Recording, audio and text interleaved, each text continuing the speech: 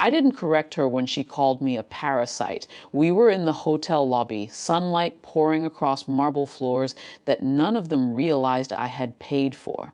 My brother's wife stood there with her phone in her hand, a screenshot glowing on the screen, my name attached to the full balance of the trip, flights, suites, transfers.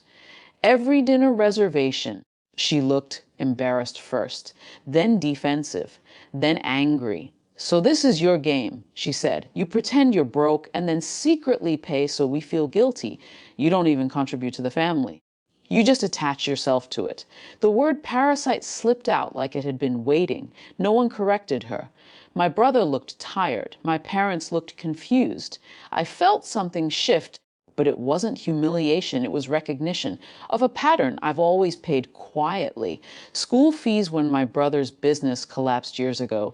Utility bills that arrived accidentally in my email. The deposit on the house when the bank wouldn't approve his loan. I never explained. I didn't want leverage. I wanted peace.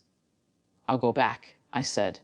They thought it was shame. It wasn't. On the flight home, I didn't feel angry. I felt finished. The house was quiet when I unlocked it. 3 bedrooms, a small garden my mother planted. My brother and his wife moved in 5 years ago when they were drowning in debt.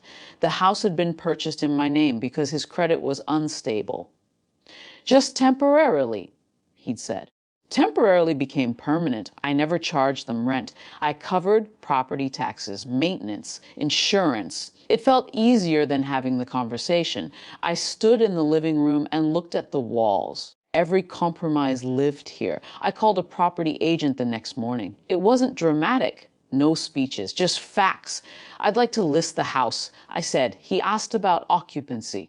"It's family," I replied, "but the property is solely in my name." He paused, then said gently, "We'll handle it professionally." That word, professionally, felt steady. 3 days later, the formal notice was delivered, not by me, by courier. The document was neutral and personal, stamped and dated. My phone started vibrating within an hour. First, my brother. "What is this?" he asked. Not angry, just disoriented. I agreed to go back. I said calmly, "So I did. You're selling the house?" "Yes." There was a long silence. But where are we supposed to go? It was the first time he asked me a direct question without assumption inside it. "I don't know," I said. The same way I didn't know where I belonged when I was told I didn't contribute. He exhaled. Not rage, not shouting, just realization. His wife called next. Her tone was different now, careful, strained. "You're overreacting," she said. We were upset. It was a misunderstanding. "It wasn't," I answered. Was clarity. Another pause. "You'd really put us out."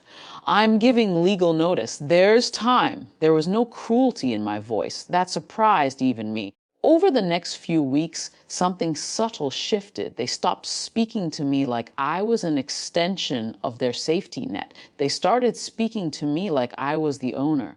Authority doesn't always arrive in uniform. Sometimes it arrives in paperwork.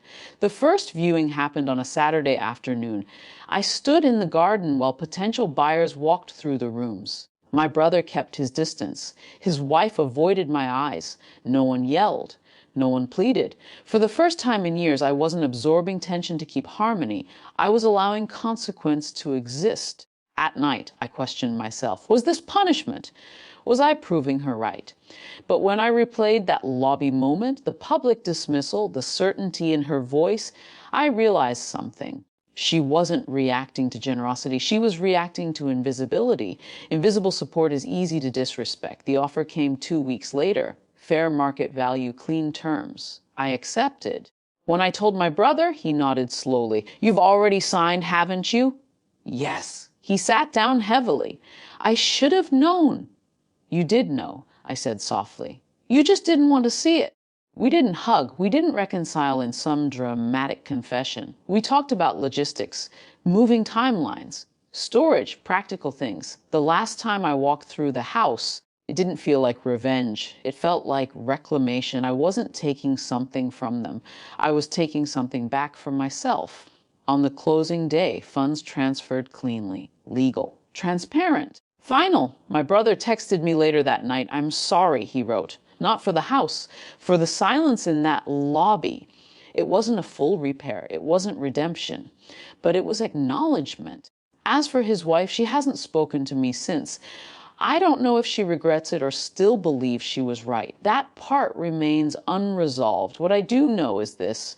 When she told me to go back, she assumed I had nowhere to return to. She was wrong. I went back to ownership, back to clarity, back to myself. There was no celebration, no victory dinner. Just a steady feeling in my chest that hadn't been there before. For years, I confused sacrifice with love. Now I understand something quieter. Sacrifice without boundaries turns you invisible, and invisibility eventually demands a cost.